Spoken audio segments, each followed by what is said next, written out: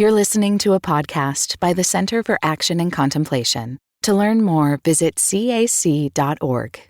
Hi, everybody. I'm Jackie Lewis, and this is Love, Period, a podcast about how we're going to love ourselves, love our posse, and love the world fiercely on the way to making our lives and the world better. My guest today is Robert P. Jones, or to me and his friends, Robbie Jones. He is the CEO and founder of Public Religions Research Institute, and also the author, most recently, of White Too Long, The Legacy of White Supremacy in American Christianity.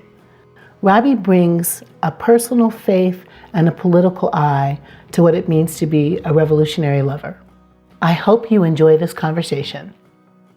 Robbie, or should I say Robert P. Jones. Yeah, Jacqueline. It's good to see you, Robbie. Yeah, you too. How have you been? Well, that's a complicated question, isn't it, these days? I think, like many people, I'm trying to focus on putting one foot in front of the other, one day at a time. Yeah.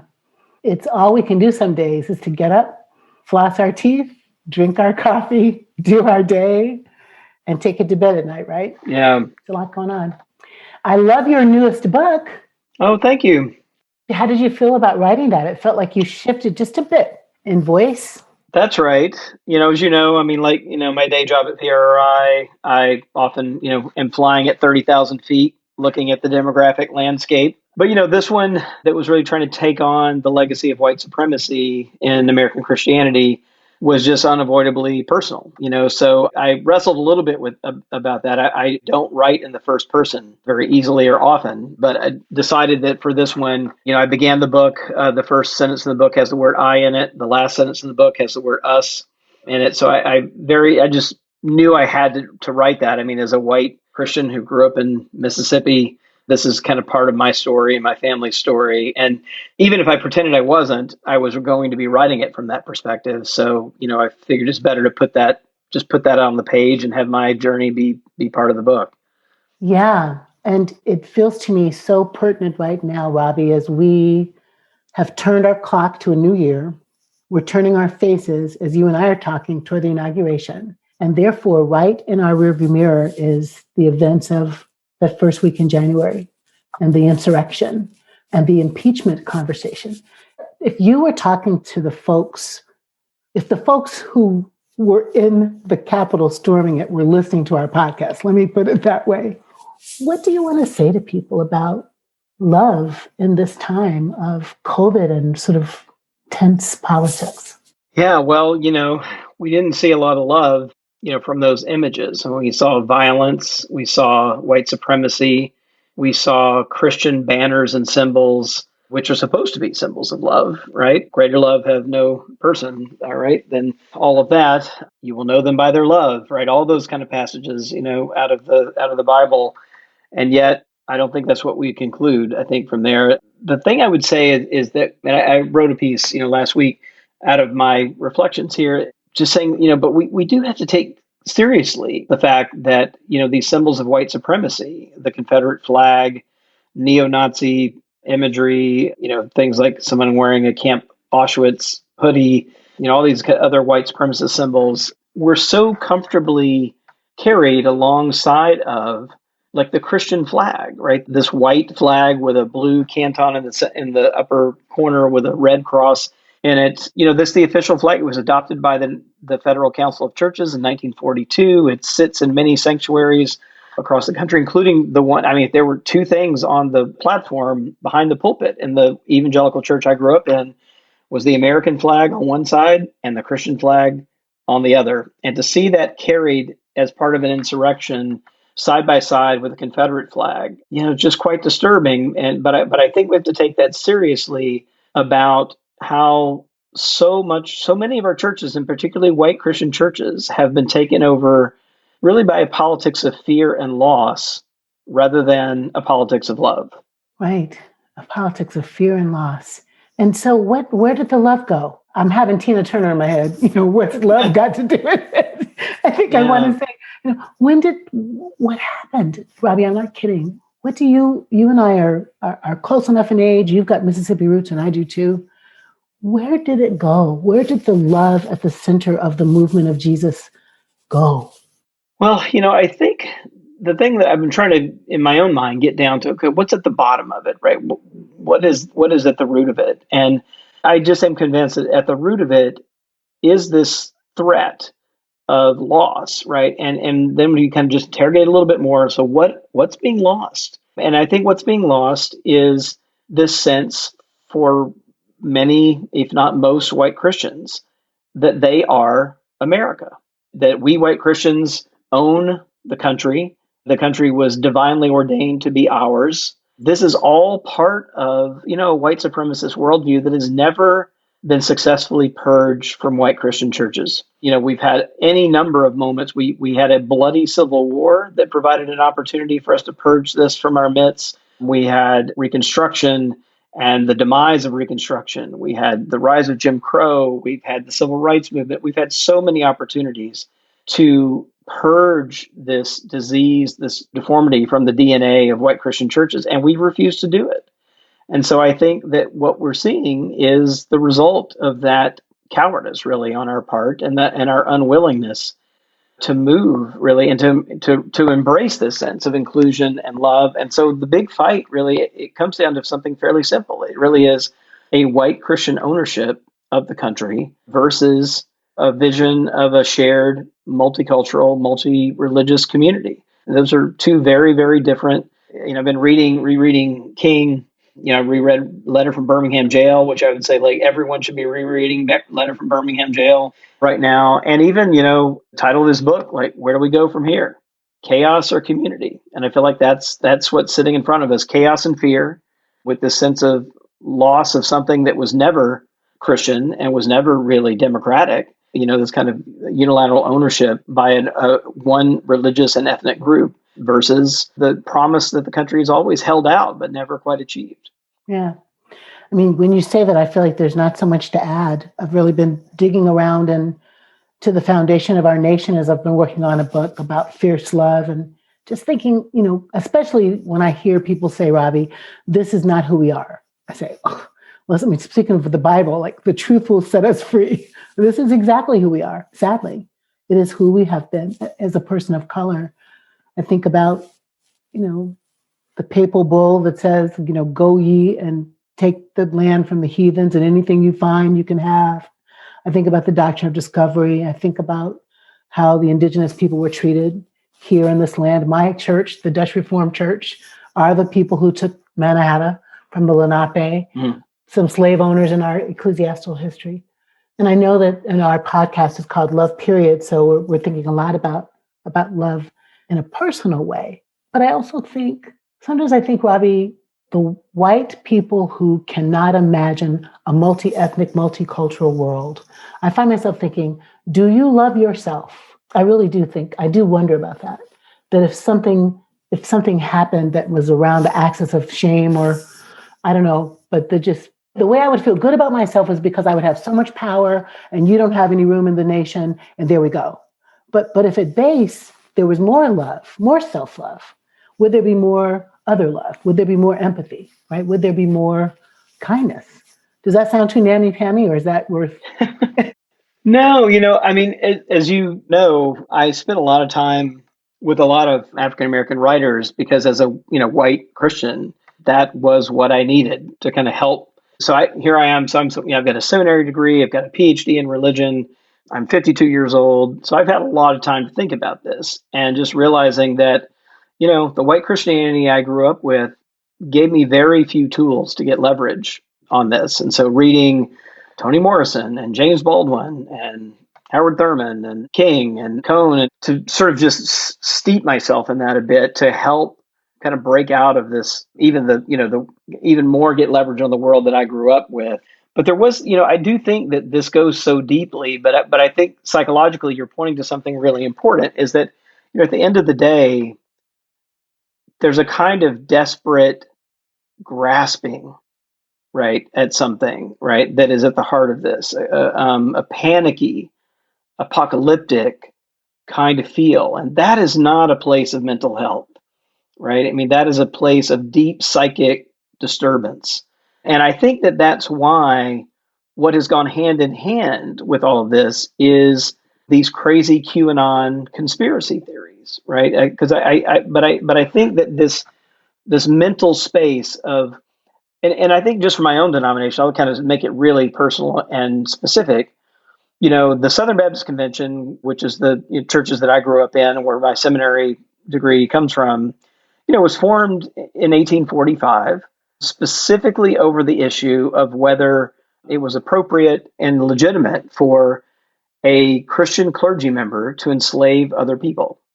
And the Northern Baptists, split off and said, nope, we're not going to appoint any missionaries that are also enslaving other people. And the Southern Baptist Convention came from the churches in the South saying, and this is 1845, predating the Civil War, right? This was a religious secessionist movement, right? That happened among the Baptists and the Methodists as well, by the way, in the same year.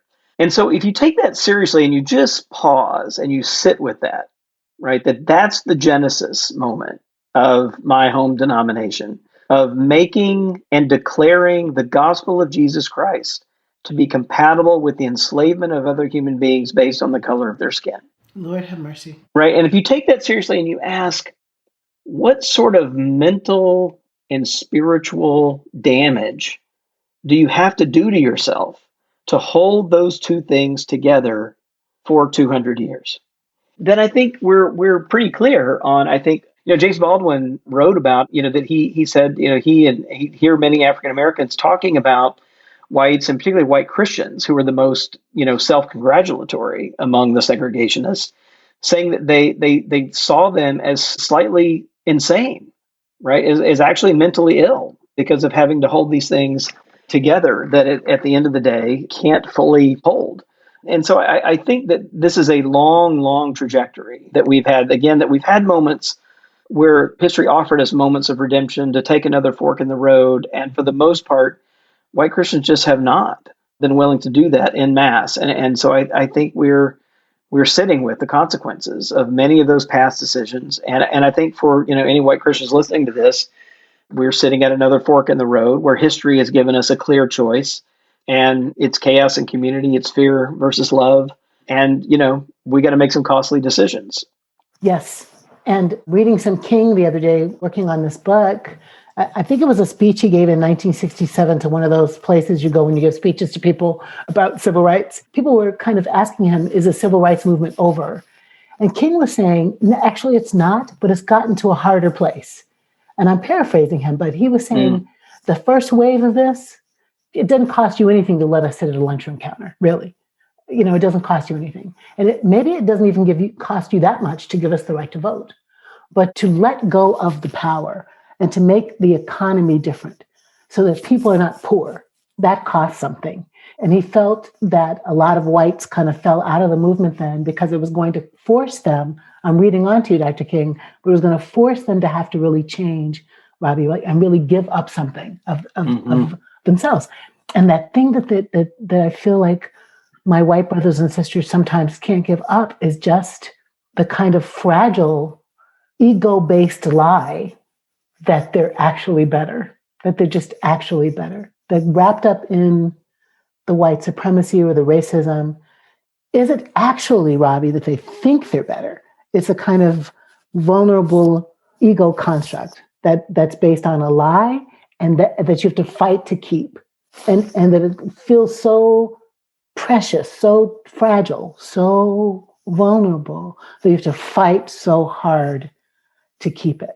I think that's right. That resonates with me. And then the other, piece that resonates is that I think there's a social component to that as well. And, you and I've talked about this before, that, in my previous book, provocatively titled The End of White Christian America. But the reason I titled it that way, I think because I wanted to put the point on this ownership problem that we're talking about, right? And so there's a kind of psychological piece of it. And I think there's a social piece of it. And there's a way in which this generation of particularly white Christians is having to face something that no other generation of white Christians has had to face. Because back in the 60s, for example, as rights were being expanded, voting rights, other kinds of rights, country club kind of things were coming down, barriers at Harvard and Yale were coming down, right? Those kinds of things. There was still a sense, though, that white Anglo-Saxon Protestants were still in charge, right? And that was true whether it was in the corporate setting or in the sort of government setting, but in cultural generally and demographically, there were still a solid majority, right, of white Anglo-Saxon Protestants in the country. But, as we talked about before, in the last, decade, we've really crossed this new threshold. We have gone from being a country that, demographically speaking, was a majority white Christian country to one that's no longer a majority white Christian country. 2008, when Barack Obama runs for president, the country's 54% white and Christian. That number today is 44, right? So we've crossed this threshold 10 percentage points in just a little more than a decade. That's a lot of movement. And so I think there's a way in which previous generations of white Christians were able to finesse this question by giving up the formalities, right, of law and policy, knowing that culturally they could still hold on to power because they had the numbers to do it. And I think where we are today, though, is that the way the demographics have shifted, it means that those shifts and those laws, if they're followed, and people actually get to vote in proportionate numbers that they should, that now the threat is real, right, in ways that it just hasn't been in terms of power. So I think that's really important too. And so when Trump says things like, if you don't fight for this election, as he did right before the insurrection, America as you know it will be over. There's some kernel of truth to that, right, that he means. But again, if we interrogate what that is, I mean, it's not a vision that's either democratic or Christian, really, in an authentic way. But it's a very undemocratic and very un-American view. But we've got to call it that, I think. The last thing I will say, I know I'm going on a little bit long here, but the last thing I want to say is this thing you said about, I completely agree with you about people so quick to say, this is not who we are, right? Or to look at those Christian flags marching into the Capitol beside the Confederate flag and say, this is not who we are. And I do think we've got to pause here, and we can say something maybe close to that. I think we can say, this is not the best of who we are. But I think we can't, I think we do ourselves a disservice, and that we actually miss the work that needs to be done by saying this is not who we are. We have to say this is not the best of who we are, but it is who we are right now, at least a sizable portion of us. And we got work to do to get to a better place. Love Period will continue in a moment.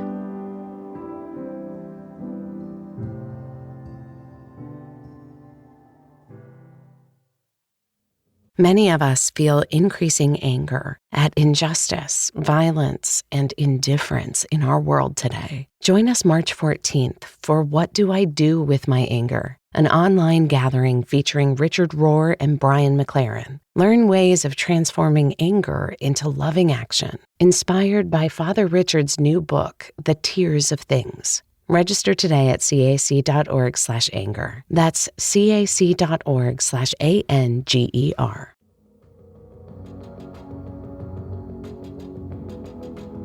So you're a white 52-year-old, highly educated researcher who writes beautiful books and has a great family. There's a lot of people like you in this world with different ideology who haven't sat with Black authors, who haven't opened their heart up to the questions, who haven't try to push themselves past something. And if my theory is some of this is about just a kind of hole in the soul where love could be, or creating an ego construct to say, I'm okay because I have a house, or I'm okay, I'm better than you because I'm white. Do you ever have days, Ravi, where you feel in and out of love with yourself? Do you ever have times when your self-esteem is down? How do you get it back? Does that resonate with you at all? Yeah, I mean, this book was hard. It was a hard book to write, everything from, there were moments I had to walk away from the keyboard because I was in tears at the sentence I had just written. Like, I would read the sentence and just think like, okay, is that sentence right? Yep, it's right. So when I wrote something like, a few that I remember, that what the data really points to, for example, is that if you were a white supremacist and you're wanting to have the highest rate of recruitment you might have in a hypothetical situation, you'd be better off recruiting people in the parking lot of white Christian churches after services let out than you would recruiting white people and sitting out services in the coffee shops. That's what the data today, not in the 1960s or 1860s. I mean, that's what the data today suggests, that if you take your average white person, you add Christian identity, they get more racist. And so that witness, right, is kind of one that stopped me in my tracks, and because, I think like many people, I have this complicated relationship with my religious upbringing, that on the one hand, I can say it shaped me and, into the person, in many ways, into the person I am today. On the other hand, it robbed me, I think, of an ability to see the suffering of other people who didn't look like me. And it did that by design. And so coming to terms with that and did some genealogical research and being, through the kind of miracle of, digitized documents today, seeing the handwritten estate ledger from my sixth great uncle in Middle Georgia, who delineated the property. When he died, it was kind of this list of inventory of, it literally said the chattels and goods of Pleasant Moon in 1815. And, among those are 4 human beings listed, in that inventory alongside things like a kitchen table and 6 chairs, and so seeing that and taking that seriously, staring at those, especially with those handwritten documents where it just, I think, makes it more kind of alive and closer to you. Yeah, sure. There were some moments of despair. I think of kind of thinking like, okay, is this not just too big to even untie? But I do think we're at another moment. There's been a number of other moments, but I think we're at another moment of reckoning. And so I think that has kind of given me some hope. I think, seeing things like just this last week. So we on the one hand, we saw the Christian flag and Confederate flag being paraded together in an insurrection at the Capitol. We also saw just 2 days ago, for the first time in my home state of Mississippi, a flag rise above the state Capitol building that did not include the Confederate battle flag, right? And so these things are both happening, right? And so I think if I'm finding places to lean in and hope and find space for love and repair and all those kinds of things that contribute to helping us move forward, it's, I think, seeing some moments, like that. And I should say that despite Mississippi overwhelmingly voted to put Trump back into office, at the same time, there's this movement against the Confederate flag in the state of Mississippi, and the Mississippi Baptist Convention came out opposing the Confederate flag, this past year, which they've never done. So it's all jumbled up, and I think that the possibilities are there, but it's going to take us all putting our shoulders to the right wheel to move us forward. Amen. Do you know Genesis B? Do you know the name Genesis B? Mm-mm. Genesis is a young African-American woman, biracial young woman, Muslim artist, rap artist. She does BE, Genesis B. She worked on this Mississippi flag project through the Moral Courage Project, or Shadmanji's Moral Courage Project. I'm so proud of her. She just kept pushing. She did art. She famously one time made the flag into a noose at a nightclub when she was doing a gig. Anjanou Ellis is an actress friend of mine. They both work on this. So I'm really proud of that work. And I'm really proud because 2 activists or 10 activists don't change the story. 25 activists don't change it. White hearts had to change, right? Legislative hearts had to change. So I'm proud of that. So those Mississippi people are your people and my people, right? Yeah. My mom is from Rollville. My dad is from Meridian. Where are you from? Jackson. My aunt lives in Jackson now. When white people that are your posse, Robbie, act out, show their stanky parts, do you feel disaffected from them? Do you fall away from them? Do you fall back in love with them? Do you have relatives that you go in and out of relationship with because of the difference in your politic? I mean, I'm just curious about that. Yeah, I think like many whites and white Christians, it's especially those who are trying to take this legacy of white supremacy seriously, it's complicated. I titled the first chapter of my book, Seeing, Seeing, because I felt like that was the biggest problem, right? Is just seeing this legacy, just seeing this problem and how it's with us today.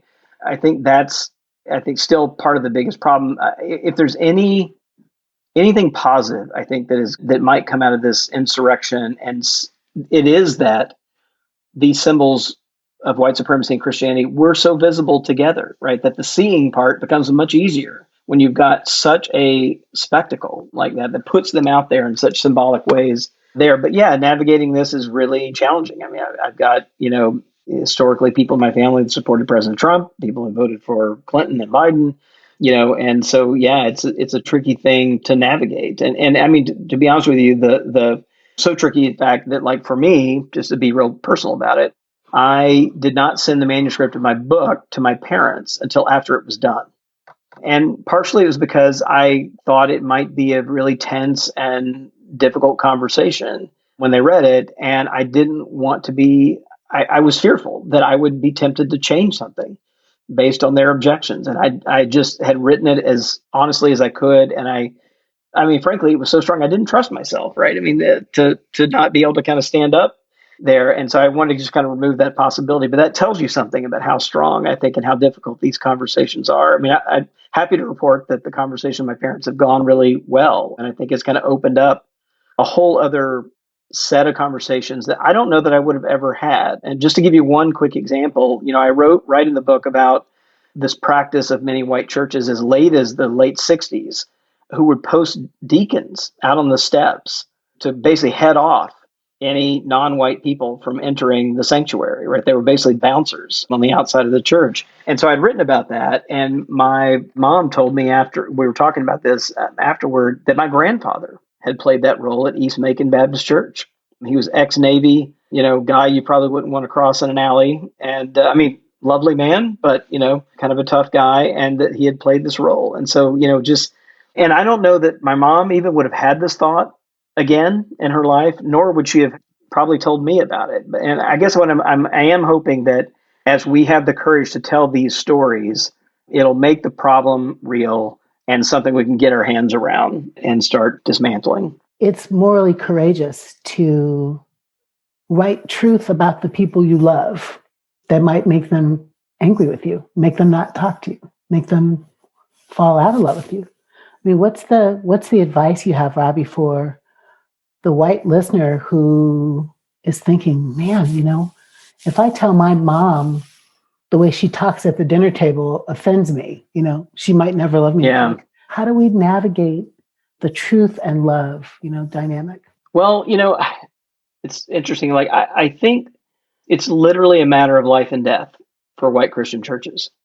So I think often white Christians tend to think about these kinds of things as a sort of altruistic move, right? So yes, we are complicit in white supremacy if they get there.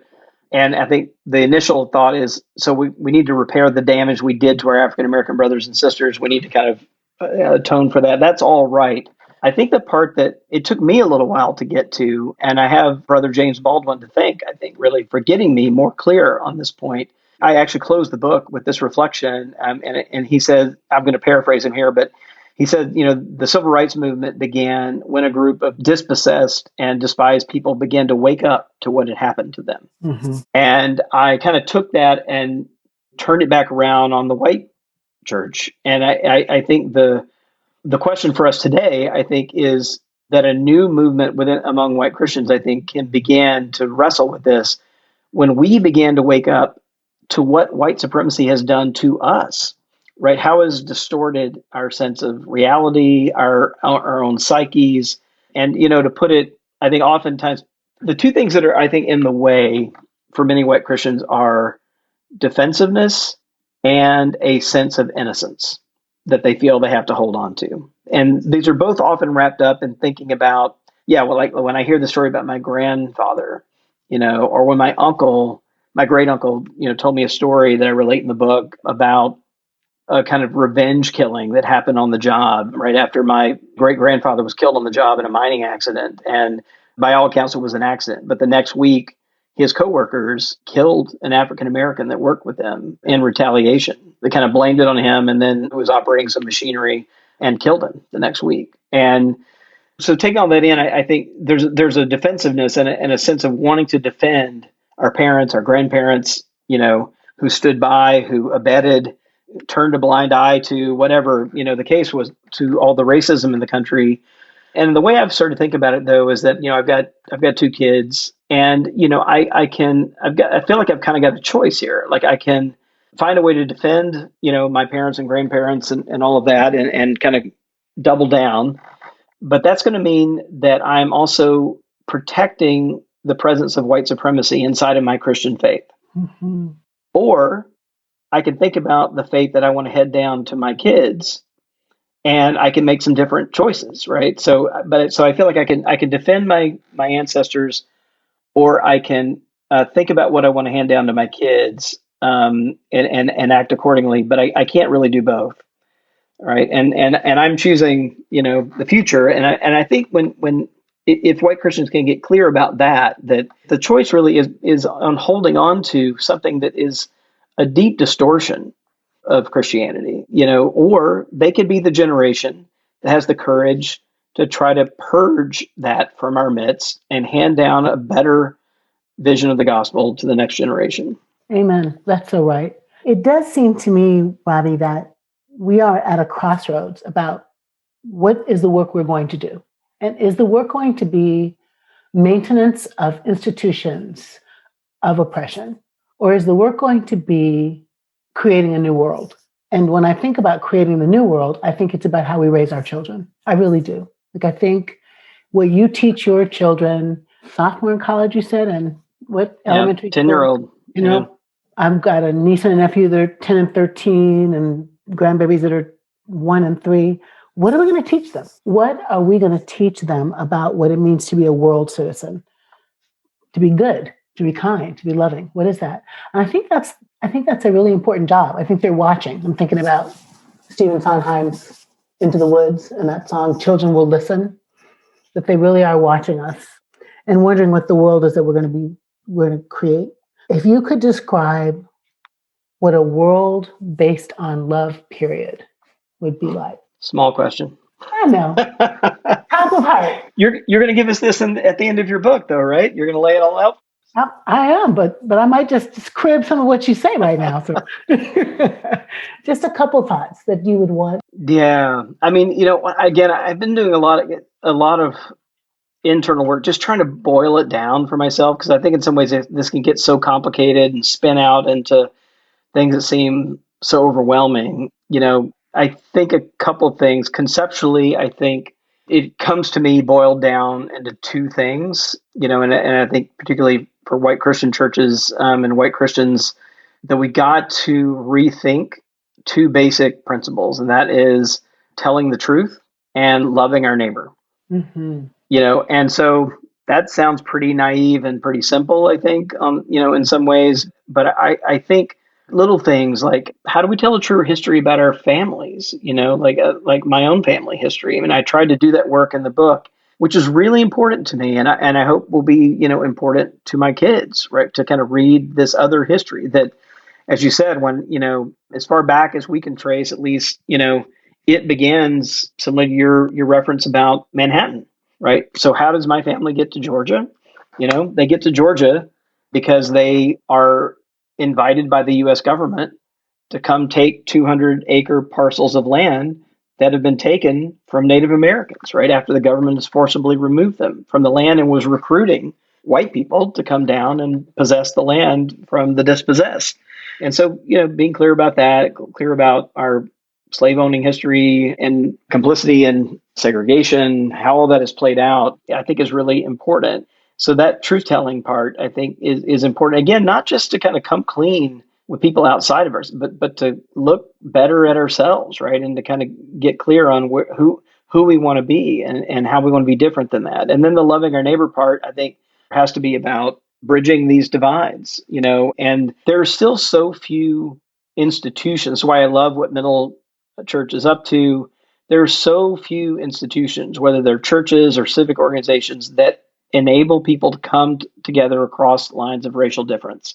There just aren't that many out there. So I think we got to nurture the ones that we have. We got to build more and new ones, because that's really what it's going to take, is all the kind of field work, I did for the book and other stuff I've read. Is what really changes hearts is relationships, right? And so when Trayvon Martin was killed, or the massacre at Charleston at Mother Emanuel AME, happened, the white Christians that responded to those things were much more likely to be people who are in relationship with African Americans, right? Because otherwise there's the sense that it's optional, to address it. But when you're in a relationship, it's not optional. And the main reason is because there's someone you love who is hurting. And, it draws you into a response. And so I think that building those connections. So, again, I think it's how do we better tell the truth and how do we better love our neighbors and expand who we think of as our neighbors, I think really comes conceptually. I think, those are the two things that really have stayed with me out of this work. That's awesome. Robbie, what do you know for sure about love? Well, I'm going to show my Baptist roots here, my Bible roots, which I don't tend to trot out quite so quickly most days. But, the thing, I thought about it earlier when we were talking, this passage of, perfect love casts out all fear. So right at the heart of what we've been talking about is this fearfulness and this kind of desperate grasping after ownership of the country and supremacy, really. It really is about that, of being in a place that's in an unjust way over others, And so moving away from that, and it is fear that motivates that kind of desperate grasping, but I think hoping we can find a place, and I've been so grateful to hear the Biden administration talking about healing the soul of the nation in that kind of language.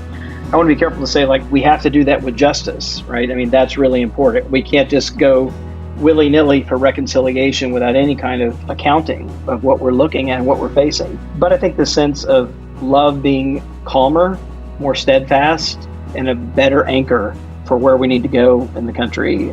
King had this, the beloved community, anchored in love. Funny thing is, I think for many white Christians who have felt so desperate for so long, this kind of calming place of love, I think is going to be a relief if we can get there. Yes. Yeah, I love the way you say a relief. And when you say that, the image I have is something we can lay down in or lean into or rest in. That love could be a restive place. We need that. So Robbie, thank you. Thank you for talking to me about politics and love. Yeah, thank you. Be well. You too. Thanks, Jackie. Love Period is Corey Pig, Paul Swanson, Izzy Spitz, Sarah Janzak, Jenna Kuiper, Sarah Palmer, Nicholas Kramer, and I'm Calista Brewster. This podcast is produced by the Center for Action and Contemplation, which is located in the heart of New Mexico, thanks to the generosity of our supporters. We also have other podcasts you might like. You can find those wherever you like to listen by searching for Center for Action and Contemplation, or visit us at cac.org to find out more about our other programs. From the high desert of New Mexico, we wish you peace and every good.